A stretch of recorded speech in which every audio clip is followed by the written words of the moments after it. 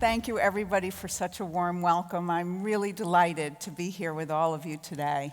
And I am very proud that Accenture is sponsoring Inspirefest. Do you believe that your voice has the power to change the world? I do. I have the unwavering belief that every single person can use their voice to help close the gender gap. I wake up every single day with the opportunity, but more importantly, the obligation to help achieve gender equality for the 140,000 women of Accenture, and also for the next generation who will come through our doors. Each person's voice is essential. So I'd like to share two stories with you today about two of my colleagues at Accenture. The first story is Amy. I met Amy when she was about 8 months pregnant.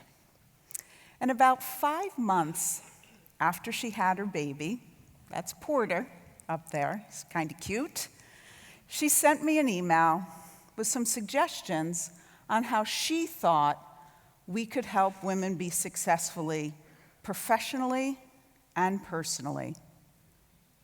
One of those ideas was about the shipment of breast milk. So I called Amy and I said, I'm looking forward to you coming back, and we were discussing her email, and she said, Ellen, I just read that one of the other tech companies is going to pay for the shipment of breast milk. Will Accenture do that too? And I immediately said yes, we would absolutely do that. And Amy was feeling pretty good about that. She had used her voice, she had contacted me, and I was able to make that decision very quickly. So I hung up the phone, and I sat back in my chair, and I started feeling not so great about the decision I had just made. So I picked up the phone again, and I called the chief executive of our largest business, who also happens to be a woman.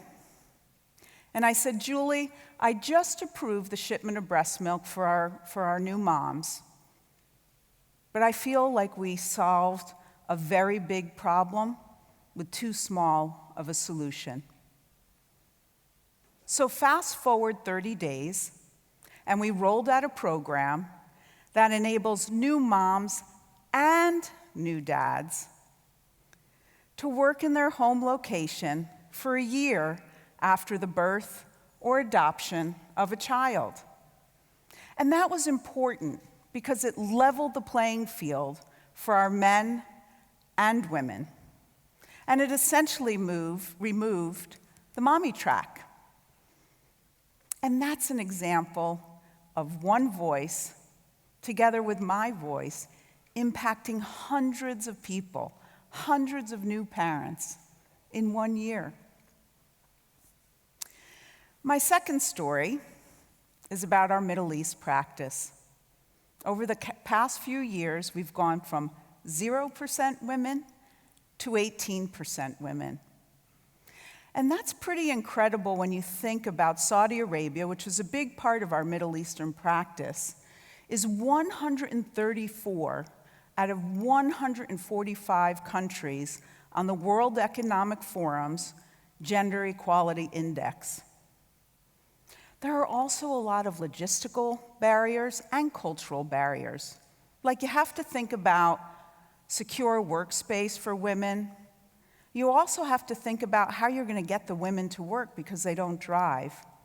And the cultural barriers are even more significant.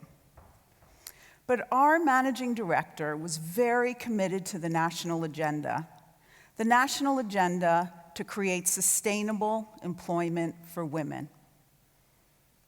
And our managing director, Omar, yes, Omar, went to members of the kingdom and spoke to them about how we would like to create employment for women at Accenture in Saudi. And he said, we're a professional services firm, and if we're going to create employment for women, we want them working at the client site side by side with our clients so that they can have successful careers. And I think it's an extraordinary example of how a woman or a man can use his voice or her voice to really drive substantial and really profound change in a country. As an organization, it's really important that we not only have each individual voice, but that we use the collective voices and really amplify them so that we can look beyond the horizon at the day when there's true gender equality in our workplace. And when you have 375,000 people, that's a pretty big aspiration. So we knew we needed to disrupt ourselves because it was that big. So we have focused on 3 key areas of disruption. First, recruiting women. Second, advancing women. And third, sponsoring our women. So first, attracting women. When I was new in my post, about 2 years ago, I did a lot of listening and learning. And one of the first things I did was I sat down with our CEO and chairman, Pierre Nanterme, and I said, Pierre, Policy 78 is really important to us. And it says that every employee has the right to be treated equitably. But do we really feel that way when we see our gender results? We really were holding up the mirror to ourselves.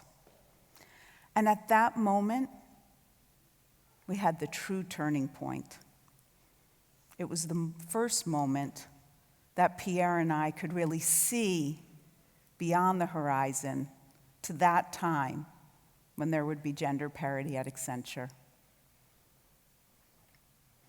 The first thing we did was set a very bold goal.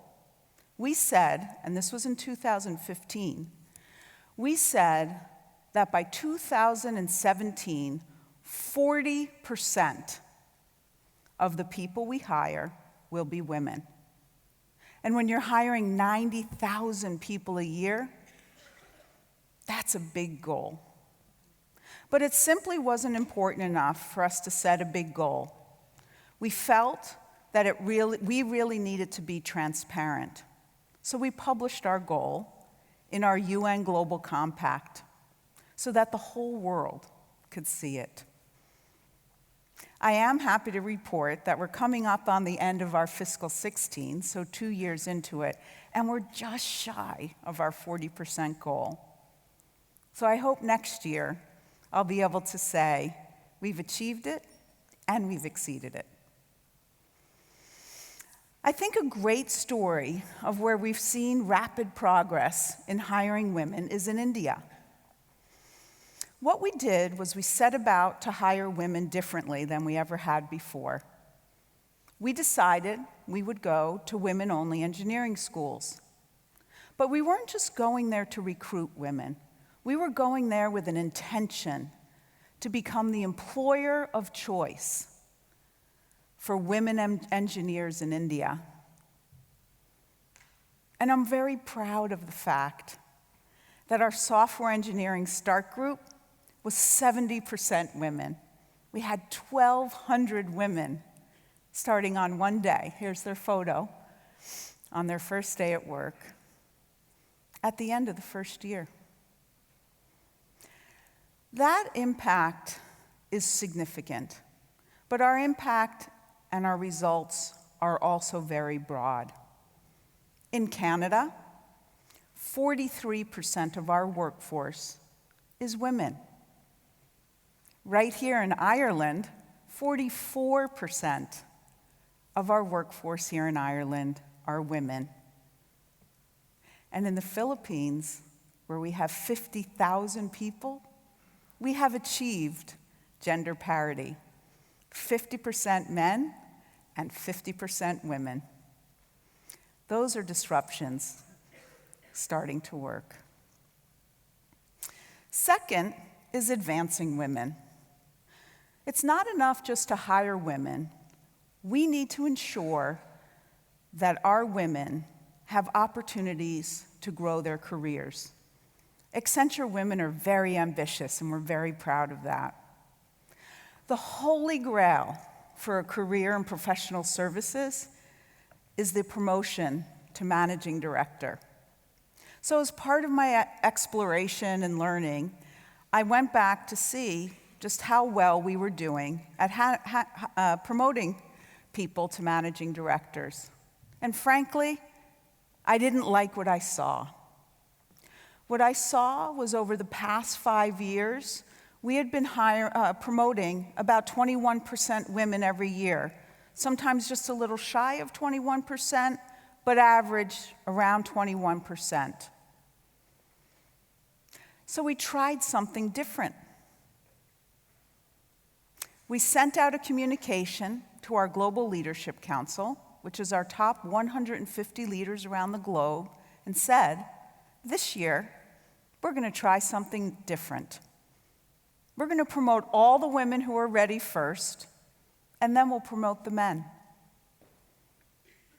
And you know what? It worked. In the first year, we improved our promotion rate by 30% in just 1 year. We went from 28% women to 28% women in our promotion class. And it's important that women continue to get to experience career progression all throughout their career. And so when these women now look up, they can see women leading 70% of the 375,000 women, men and women around the world. We have a woman leading the United States, a woman leading India, a woman leading China, a woman leading Singapore, and a woman leading the Philippines. That's progress. And finally, number 3 is sponsoring women. We have a fundamental belief that our diversity makes us smarter and more innovative. And if you were to be walking around the halls of Accenture on any given day, you might hear people saying, equal makes us greater than. And in order to do that, we need to have sponsorship from the top. And there's 2 ways that sponsorship comes to life at Accenture. First, it's setting the tone at the top. And second, ensuring our women have a seat at the table. Our board of directors has 4 women, including our lead outside director. So I would say, at the very top, we've got this nailed. But even more importantly is our CEO and chairman, Pierre. His passion is unmatched around gender equality. He's a true trailblazer who not only uses his voice inside of Accenture, but also outside of Accenture to really drive change. And Pierre has an incredible story around gender equality, and I wanted to really ensure that the whole world got to hear it. Not just the people of Accenture, but everybody around the world. So we teamed up with a renowned storyteller from Dear World so that Pierre could tell his story. And I have a little segment of it today that I'd really like you to hear.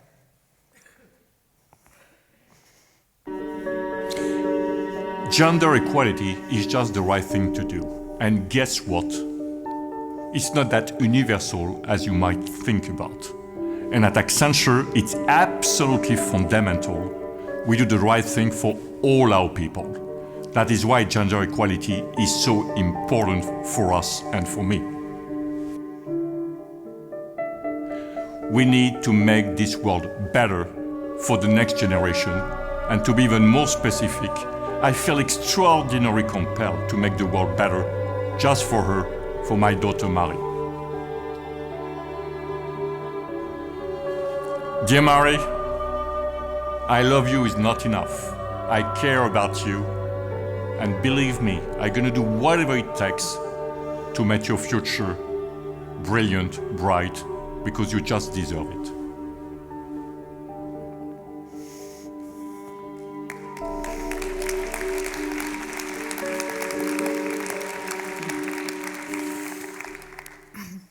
Pierre not only talks about gender equality, he delivers on it.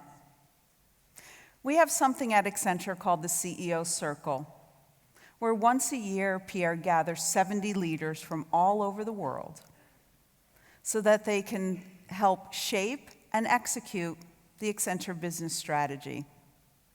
In order to be part of the CEO Circle, you need to be nominated by your business leaders. So this year, when we got the first set of nominations, I was with Pierre and we were looking at the list, and he looked up and he said to me, "Ellyn, this simply isn't good enough." Now the list had 30% women and 70% men. And frankly, it was a pretty big improvement over prior years. But he didn't think it was the best we could do. So we sent the list back to the business leaders, and I'm happy to report that if you were to count the number of people in that photo, which is our CEO Circle from April, 50% of them would be women, and 50% of them would be men. And this is really a reminder to each and every one of us that we have to push harder. We have to push harder. We cannot settle for what we think is the best we can do. When I reflect on where Pierre receives his inspiration from his daughter Marie, it does also make me think about my dad, Manny Axelrod. My dad passed away 3 years ago, and in his obituary, someone wrote, "He's as tough as nails, but he has a heart of gold." And people say that I am my father's daughter. My dad worked his entire life for education equality. We heard about that, from why that was so important this morning from Alex. He was an educator, and he worked his entire career for different types of education equality. But when I was very young, really when I was 7 years old, was the first moment that I saw my dad go after something big and have to be bold. My dad was asked to serve the integration orders on the school district I went to school in. Now think about that. Martin Luther King had just been assassinated, and it was a civil rights era in our country. And my dad was saying for the first time that the black children and the white children were going to be going to school together for the first time. This was tough. But he really believed that if people were going to achieve the American dream, that he had to do what was right. Watching my dad then, and watching him throughout his entire career, made me understand that if I use my voice, I can also help change the world. So that's our story so far. While I'm pleased with our progress, I'm not happy with where we are. Our work is not done. We can, and we will do better. We have to. Girls like this are depending on us, not just on us at Accenture, but all of us here. So by using our voice today, we can truly open the doors for tomorrow. And I hope you believe that your voice can help change the world too. Thank you.